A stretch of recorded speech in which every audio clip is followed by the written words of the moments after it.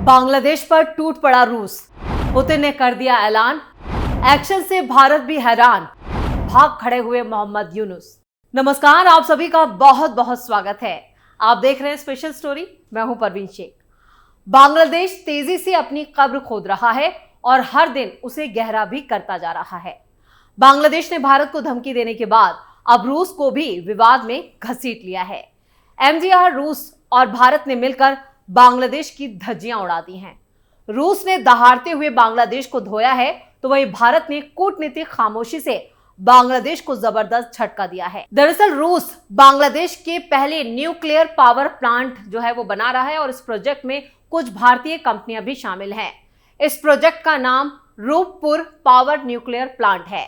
रूस और भारत के साथ मिलकर ही शेख हसीना ने बांग्लादेश में ये शुरू करवाया था। रूपपुर प्रोजेक्ट पर जबरदस्त तेजी से काम भी चल रहा था, मगर शेख हसीना के तख्ता पलट के बाद प्रोजेक्ट लटकता नजर आ रहा है और इसी प्रोजेक्ट को लेकर अब भारत और रूस जो है उसके साथ बांग्लादेश के जो रिश्ते हैं उनमें एक नया मोड़ आ गया है।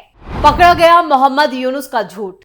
इस मामले में बांग्लादेश के एंटी करप्शन कमीशन ने आरोप लगाया कि शेख हसीना और उनके बेटे ने खूब रिश्वत खाई है और ये रिश्वत 5 अरब डॉलर की हो सकती है। ऐसे में इस प्रोजेक्ट पर काम नहीं होना चाहिए और शेख हसीना और उनके बेटे पर मनी लॉन्ड्रिंग का केस होना चाहिए। लेकिन आपको बता दें कि शेख हसीना और उनके बेटे को फंसाने के चक्कर में बांग्लादेश ने रूस पर भी करप्शन का आरोप लगा दिया, जिससे खुद यहां पर बांग्लादेश की अंतरिम सरकार फंसती दिख रही है।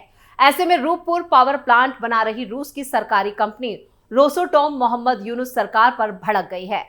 रोसोटोम ने बयान जारी करते हुए बांग्लादेश के आरोपों का खंडन किया और जमकर वार किया है। रोसोटोम ने कहा कि बांग्लादेश भ्रष्टाचार निरोधक आयोग की टिप्पणियां रूपपुर पावर न्यूक्लियर प्रोजेक्ट को कलंकित करने का काम कर रही हैं और एक बयान में रोसोटोम ने दोहराया 2.65 बिलियन अमेरिकी डॉलर की रूपपुर परियोजना पारदर्शी है और वो अदालत में मामले का बचाव करने के लिए तैयार है।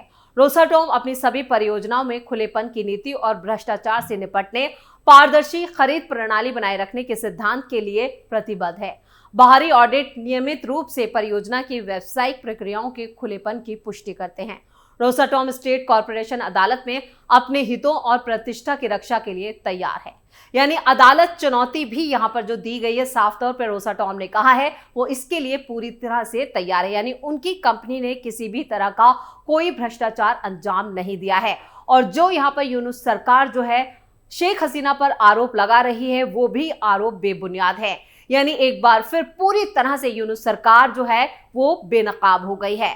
जहां तक भारत की खामोशी की बात है इस पूरे मामले पे, तो आपको बता दें कि बीते दिन ही बांग्लादेश ने भारत से शेख हसीना के प्रत्यार्पण की मांग की है। वैसे बांग्लादेश लगातार शेख हसीना के प्रत्यार्पण की मांग कर रहा है, लेकिन भारत ने इसका कोई जवाब नहीं दिया। वैसे भी भारत जवाब क्यों दे, क्योंकि मोहम्मद यूनुस चुनी हुई सरकार के नेता नहीं है। उन्हें तो तब तक सत्ता में बैठाया गया है जब तक बांग्लादेश में चुनाव ना हो जाए। ऐसे में भारत सरकार मोहम्मद यूनुस को जवाब देने के लिए किसी भी तरह से बाध्य नहीं है। लेकिन बांग्लादेश इतना धूर्त हो गया है कि उसने अब पाकिस्तान के साथ गलबैयां करनी शुरू कर दी हैं। भारत पर दबाव बनाने के लिए अब यूनुस सरकार ने वो कदम उठा दिए हैं जिससे वो खुद अपनी कब्र खोद रहा है और लगातार अपनी मुसीबतें बढ़ा रहा है। आपको बता दें कि बांग्लादेश की यूनुस सरकार ने वो हथकंडे अपनाए हैं जिससे वो अपने ही जख्मों पर नमक रगड़ने का काम कर रही है। बांग्लादेश ने जिस तरह से न्यूक्लियर पावर प्लांट पर रिश्वत के आरोप लगाए, उसके बाद इसको रूस को घसीटा है, तो रूस की कंपनी ने भी यहां पर मुंह तोड़ जवाब दिया है। यानी अब खुद बांग्लादेश अपनी कथनी और करनी पर पूरी तरह से फंसा हुआ नजर आ रहा है। पाकिस्तान के जाल में फंसा बांग्लादेश। बांग्लादेश अपना इतिहास भूलकर अपने लिए नया जोखिम मोल ले रहा है। आखिर क्यों पाकिस्तानी सेना ने बांग्लादेश की फौज ने ट्रेनिंग के लिए बुलाया है? पाकिस्तान के जुल्म सितम से तंग आकर बांग्लादेश बना था, लेकिन आज उसे पाकिस्तान ही प्यारा है और इतना प्यारा है कि बांग्लादेश ने अपनी फौज की ट्रेनिंग का जिम्मा पाकिस्तानी सेना को दे दिया है। जिस पाकिस्तानी सेना की पहचान आतंकवाद बढ़ाने वाली फौज की है, आप सोचिए कि वो पाकिस्तानी सेना बांग्लादेश की सेना का क्या हाल करेगी। इसलिए ये सवाल उठ रहा है कि 53 साल पहले पाकिस्तान के जुल्म के खिलाफ खड़ा होकर बना बांग्लादेश क्या फिर से उसी पाकिस्तान का गुलाम बनने जा रहा है? 19 दिसंबर को काहिरा में पाकिस्तान के प्रधानमंत्री शहबाज शरीफ से बांग्लादेश की अंतरिम सरकार के मुखिया मोहम्मद यूनुस ने मुलाकात की। इस गर्मजोशी में वो कूटनीतिक साजिश छुपी थी जो अब खुलकर सामने आ चुकी है। पाकिस्तान की साजिश का खुलासा। बांग्लादेश ने अपने फौजियों को ट्रेनिंग के लिए पाकिस्तानी आर्मी को बुलाया। खबर है कि पाकिस्तानी आर्मी के मेजर जनरल रैंक के अधिकारी के नेतृत्व में एक स्पेशल टीम बांग्लादेशी आर्मी को ट्रेनिंग देगी। ऐसी खबर है कि ये ट्रेनिंग 2025 के फरवरी से शुरू हो जाएगी और 1 साल तक चलेगी। इसके बाद पाकिस्तानी आर्मी बांग्लादेश की आर्मी की सभी 10 कमांडों में जाकर ट्रेनिंग देगी। 1971 के बाद यह पहली बार होगा जब पाकिस्तानी फौज बांग्लादेश की जमीन पर कदम रखेगी। पाकिस्तान को लेकर बांग्लादेश की ये प्रेम दरअसल जो है वो शेख हसीना के विरोध में कुछ ज्यादा ही उमड़ रहा है। बांग्लादेश की सरकार इस वक्त शेख हसीना के विरोध में इस कदर बौखला गई है कि उसको पाकिस्तान के दिए हुए जख्म भी याद नहीं है। उसको भारत दिख रहा है। बांग्लादेश में मोहम्मद यूनुस की अंतरिम सरकार भले ही 1971 के पाकिस्तानी अत्याचार को भूल गई हो, लेकिन मानव इतिहास उसको भूल नहीं पाया है। बांग्लादेश को याद रखना चाहिए कि आज का बांग्लादेश 1971 की शुरुआत में पाकिस्तान का हिस्सा था और इसे पूर्वी पाकिस्तान के नाम से जाना जाता था। 1970 में पाकिस्तान में हुए चुनाव में पूर्वी पाकिस्तान के शेख मुजीबुर रहमान की पार्टी ने जीत हासिल की, लेकिन पश्चिमी पाकिस्तान के नेता और फौजी अधिकारी पूर्वी पाकिस्तान के बांग्ला भाषी शेख मुजीब को सत्ता सौंपने को हरगिज तैयार नहीं थे। बांग्लादेश भूल गया पुराने जख्म। पश्चिमी पाकिस्तान के फौजियों ने पूर्वी पाकिस्तान की महिलाओं से बलात्कार किया। एक अनुमान के मुताबिक पूर्वी पाकिस्तान में करीब 4 लाख महिलाओं के साथ बलात्कार हुआ था। पूर्वी पाकिस्तान के आम लोग बात बात पर न सिर्फ मारे पीटे जाते थे, बल्कि उनकी सामूहिक हत्या तक कर दी जाती थी। तब बांग्लादेश से लाखों लोग भारत की तरफ भागने लगे, जिसके लिए पाकिस्तानी फौज ने हजारों लोगों को मौत के घाट उतार दिया था। उस वक्त करीब 10 लाख लोग भारत चले आए थे, लेकिन शेख मुजीबुर रहमान पाकिस्तानी फौज के सामने झुके नहीं। उनके संघर्ष और उस संघर्ष को भारत से मिली मदद से पूर्वी पाकिस्तान को आजादी मिली और 16 दिसंबर 1971 को बांग्लादेश के रूप में दुनिया के नक्शे पर एक नया देश का उदय हुआ। लेकिन आज बांग्लादेश पर कट्टरपंथियों का दबाव और प्रभाव इतना बढ़ गया है कि उसने आम नागरिकों के दिलो दिमाग में जहर भरना शुरू कर दिया है।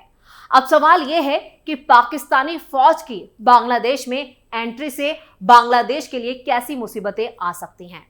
इससे बांग्लादेश फिर से पूर्वी पाकिस्तान जैसी बदहाली वाली स्थिति की तरफ जा सकता है। बांग्लादेश के विकास पर पाकिस्तानी शय पर पलने वाले आतंकवादियों का कब्जा हो सकता है और बांग्लादेश में लोकतंत्र का चिराग बुझ सकता है। खबरों के मुताबिक बांग्लादेश अब पाकिस्तान से गोले बारूद भी मंगवाने लगा है। सितंबर से दिसंबर के बीच ही 40,000 कारतूस बांग्लादेश में पहुंचे। इसके अलावा 40 टन से ज्यादा RDX भी पहुंच चुका है। इतना ही नहीं, अगले साल फरवरी में कराची में दोनों देशों की नौसेनाएं संयुक्त अभ्यास भी यानी कि युद्ध अभ्यास भी करने वाली हैं। एक तरफ ढाका और इस्लामाबाद के बीच सीधी विमान सेवा का ऐलान हो चुका है, तो दूसरी तरफ पाकिस्तानी नागरिकों के लिए वीजा में ढील दी गई है। अभी तो सब कुछ सुहाना दिख रहा है, लेकिन ISI के दखल का असर जब होगा तो शायद तब तक बांग्लादेश के लिए काफी देर हो चुकी होगी। पाक के साथ बांग्लादेश भारत के लिए क्या? शेख हसीना के तख्ता पलट के बाद अब ये दिखने लगा है कि बांग्लादेश में जो कुछ हुआ वो एक बड़ी साजिश के तहत हुआ। मोहम्मद यूनुस की अगुवाई वाले बांग्लादेश का रुख पाकिस्तान और चीन की तरफ ज्यादा दिखता है। बांग्लादेश में कल ही उस रेल पुल को आम लोगों के लिए खोला गया जिसे चीन की मदद से बनाया गया। अभी तो बांग्लादेश चीन का बखान कर रहा है, लेकिन चीन, पाकिस्तान और बांग्लादेश का नया गठजोड़ भारत के लिए एक चुनौती बन सकता है। शेख हसीना ने अपने लंबे शासनकाल में पाकिस्तान के काले साए से बांग्लादेश को हमेशा दूर रखा। उसका नतीजा ये हुआ कि बांग्लादेश ने भारत के साथ मिलकर अपने लिए आर्थिक तरक्की का रास्ता चुना। लेकिन अब बांग्लादेश में पाकिस्तानी सेना, हथियार, गोला बारूद का आना भारत के लिए भी खतरे की घंटी है। भारत से नाराज है बांग्लादेश। बांग्लादेश में पाकिस्तानी फौज की एंट्री से भारत के 80 किलोमीटर चौड़े सिलीगुड़ी कॉरिडोर पर खतरा बढ़ सकता है, जिसे चिकन नेक के नाम से जाना जाता है। ये कॉरिडोर भारत के उत्तर पूर्वी राज्यों को देश के बाकी हिस्सों से जोड़ता है। सिलीगुड़ी कॉरिडोर की अहमियत भारत के लिए इसलिए भी है कि भूटान के डोकलाम पर चीन कब्जा चाहता है। ऐसे में बांग्लादेश की जियोपॉलिटिकल लोकेशंस भारत के लिए काफी महत्वपूर्ण हो जाती है कि इधर उधर से चीन को कोई सहयोग ना मिले। बांग्लादेश का पाकिस्तान और चीन की तरफ झुकना भारत के लिए कूटनीतिक और सामरिक नजरिए से सतर्क होने का अलार्म बजा रहा है। बांग्लादेश में पाक की एंट्री के बाद पूर्व उत्तर के कट्टरपंथी और आतंकवादी संगठनों के पैर पसारने का खतरा बढ़ सकता है। ग्रुप के और हावी होने की भी आशंका बढ़ चुकी है। यानी बांग्लादेश लगातार वो कदम उठा रहा है जो भारत विरोधी है। भारत को नीचा दिखाने के लिए वो पाकिस्तान की तरफ कदम बढ़ा रहा है और इधर चीन की तरफ। लगातार चीन और पाकिस्तान के साथ बांग्लादेश की नजदीकियां भारत के लिए खतरा तो पैदा कर ही रही हैं। ऐसे में मोदी सरकार भी अब पूरी तरह से अलर्ट हो चुकी है और जिस तरह से यहां पर न्यूक्लियर पावर प्लांट को लेकर रूस को घसीटा गया है, उसको अब यहां पर इसकी सजा भी बांग्लादेश को मिल सकती है, क्योंकि रूस ने अपने तेवर कड़े कर लिए हैं। कुल मिलाकर जिस तरह के हालात अभी बांग्लादेश में बन रहे हैं, वो बांग्लादेश को और ज्यादा गर्त में ले जा रहे हैं। यानी बांग्लादेश की जो यूनुस सरकार है वो अपने लिए कब्र खोद रही है और कब्र को और ज्यादा, जो गड्ढा खोद रही है वो और ज्यादा गहरा कर रही है। लगातार उसके जो कदम हैं वो ना सिर्फ भारत विरोधी हैं बल्कि उसके लिए भी खतरे की घंटी बजा रहे हैं। तो स्पेशल स्टोरी में इतना ही। वीडियो कैसा लगा कमेंट करके अपनी राय जरूर दें। वीडियो को लाइक करें, शेयर करें और कैपिटल टीवी को सब्सक्राइब जरूर करें। धन्यवाद।